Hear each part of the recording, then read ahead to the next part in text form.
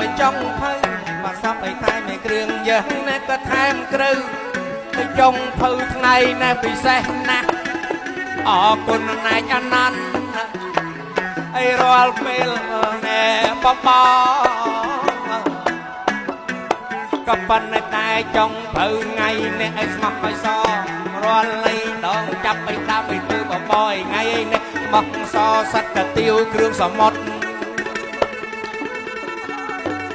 អរគុណចង់ភៅសត្វកាទៀវគ្រឿងសមុទ្រឆ្ងាញ់ណាស់លោកអើយឆ្ងាញ់ណាស់